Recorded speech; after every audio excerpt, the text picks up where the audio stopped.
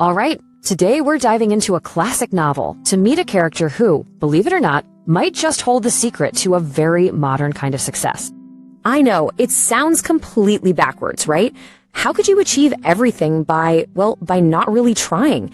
But for one man in 19th century Moscow, this was his winning formula. So let's figure out how he pulled it off. So let's meet the man himself, Stepan Arkadyevitch, or Steva to his friends, and in 19th century Moscow, pretty much everyone is his friend. On the surface, this guy has it all.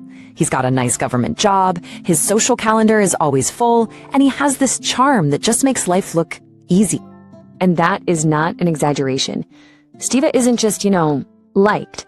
By all accounts, he is one of the most popular men in the entire city. But why? Well, the source text basically gives us the recipe for his popularity, and as you can see, it's a pretty powerful mix. He's got this sunny outlook on life and a core honesty that just makes people trust him. Then you add in his sparkling eyes and a constant smile of delight, and you get this magnetic personality that's almost impossible to say no to. It's more than just people liking him, they are genuinely thrilled just to be around him. When he walks into a room, there's this real sense of joy. This quote, "And Steva Oblonsky, here he is. It's not just a hello, it's an event. He's a social cornerstone, loved by everyone from the top of society all the way down." But, his charm is really only half the story. To understand how he gets so much respect, especially at work, we need to look at his unique and frankly, pretty weird philosophy. So let's ask the question head on. This isn't just about being a fun guy at a party. How does a man like this earn actual respect in the halls of government? Well, the book lays out his secret, and I can promise you, it's not a formula you're going to find in any career self-help book today. It's built on 3 core, kind of paradoxical ideas.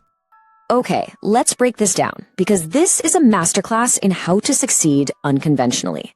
First up, indulgence. Steva is super forgiving of everyone else's flaws because he is 100% aware of his own. This lack of judgment just puts people at ease. Second, liberalism. He treats everyone the exact same, whether they're a lowly clerk or a high-ranking official. And this isn't really a political thing, it's a social thing. It makes him seem totally fair and approachable. And third, and this is the real kicker, indifference. He genuinely does not care about the work he's doing. By staying detached, he never gets lost in the weeds, he never makes any huge mistakes, and he comes across as effortlessly competent. It's a bizarre strategy, but it works. He gets respect from all sides. Okay, so we've got this picture in our heads of Steva, the perfectly composed, socially masterful guy. And right then, the story throws a wrench in the works. His perfectly managed day is about to get interrupted. And then, someone walks in who just shatters this whole polished, bureaucratic illusion. He's described as strongly built, broad-shouldered, wearing a sheepskin cap. I mean, this is a man from the countryside, not the city office. You can almost feel how uncomfortable he is. He clearly does not belong here. But does Steva even blink? Nope. He recognizes him instantly and greets him with this huge, welcoming smile. This isn't some intruder, it's his old friend, Levin. And the way these 2 old friends interact is the perfect case study of Steva's character. Because honestly, they could not be more different. I mean, just look at this. On one side, you have Steva, charming, totally at ease, the ultimate social lubricant who makes everything smooth. And on the other side, you've got his friend Levin, earnest, awkward, and basically a force of pure social friction. The guy just radiates discomfort. This quote just perfectly captures Levin's inner chaos. He's shy, but he's also angry and uneasy all at the same time. He's this bundle of raw, unfiltered emotion, and you can just feel his awkwardness jumping off the page.